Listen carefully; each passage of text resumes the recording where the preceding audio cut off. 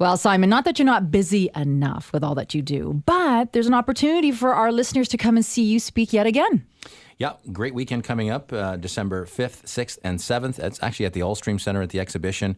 Incredible lineup of speakers.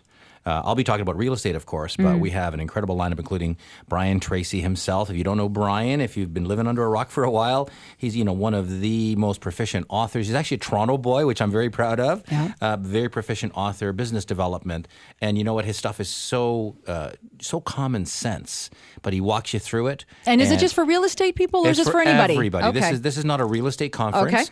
Okay. It is basically, we'll talk about it a little bit more. Yeah. But it's for everybody to attend, and I encourage everybody. And if you stick around, we're actually going to give everyone a discount code to attend and get tickets at almost free. Excellent. Now we have somebody here, of course, that can talk more about the weekend, and who's also going to be speaking, and that is Paul Tobey. He's the CEO of Training Business Pros. So welcome to the program. Thank you for having me. Now you are a busy guy as well, and you are known for what you do, which is digital marketing, and you help people to be able to learn how to really promote themselves, how to do justice with their own businesses and with their self-promoting, right?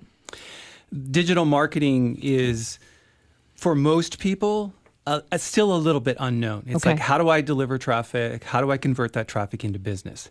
And for most people, taking the time to learn and understand that so they can make better marketing decisions is essentially what we as a company try to do. And Paul, this also means that you save money, meaning you use your money wisely. You're doing the things that are most effective, because a lot of people, Simon, you agree with this. We comment on this show where we see different marketing tools, different things being done by realtors. We're just using realtors as an example here. And we kind of shake our head and go, boy, oh boy, that's expensive and really not the wisest use of funds. I think you're right, though, because, I'll speak on behalf of the real estate industry. Sure. And a lot of realtors, just do what realtors have done. Everybody else is doing. For the last 30 years. And, that's just what people do. They do flyers, they do fridge magnets, they do pumpkins. Calendars. With an outdated photo 20 years schedules. ago. Yeah, their high school photo usually accompanies the flyer. But yeah, what digital is very all-encompassing, and I don't want to steal Paul's thunder, but it's where things are going, and you have to learn by looking at who's getting success and just following their lead. So tell us more about it. Well, I live in a very hot neighborhood. I'm not sure if you're familiar with Bayview Village, but it's a very hot area. A lot of money moving in. Houses don't last very long on the market. And just yesterday, I threw out 11 pieces of junk mail from realtors. There was a couple of calendars Wasn't any in there. From us. and I can tell you, I didn't take action on any of it. Once in a while, I see what the house sold for. And that's a great thing, but what would really help me purchase another piece of real estate? What would really help me sell my real estate? And I've always said to people, not just in real estate, but in any small business, the money is really in the list. A list of targeted subscribers, buyers, sellers, or even investors that you can communicate with very low cost over a period of time, because people, number one, don't buy when you're ready to sell. They buy when they're ready. Mm-hmm. And if you're not, say, top of mind when they make that decision, they'll typically ask a friend, or they'll maybe take one of those pieces of junk mail. But that's a very rare occurrence.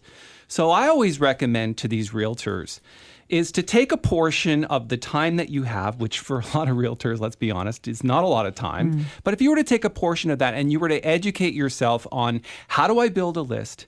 How do I nurture that list? What do I say? What's the frequency of delivery? And how do I mine that for the data so that can tell me, well, I've got this hot property. Do I have a list of prospects that qualify?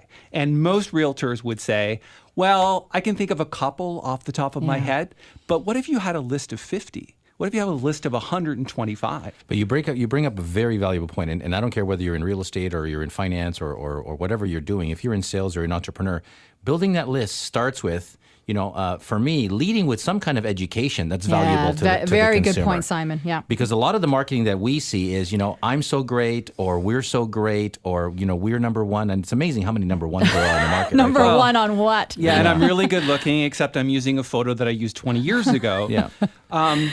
And to be completely sort of candid, we get a lot of realtors in our courses. We host 120 training days a year, and probably 10% of that is realtors or people dealing with real estate. And the number one problem that I see with them is they're so stuck at what they're used to doing. Like you mentioned at the won't give top it of the up. show, Yeah. it's very hard for them to give that up. Now, I'm all for relationships and referral marketing and all of that, but I'm more about automating that process, making sure that we've got something, a dedicated list of subscribers that we can go to when we've got a hot property, when we've got something to sell, or when we've got something new to say. And most realtors, if you ask them, what is the process for automating that? They would say, well, I use Windows Mail. Yeah. Or I use the telephone. Yeah, well, Michael Gerber's a fantastic author, as we all know, and his quote is, "The system is the solution," and I think that kind of brings it down.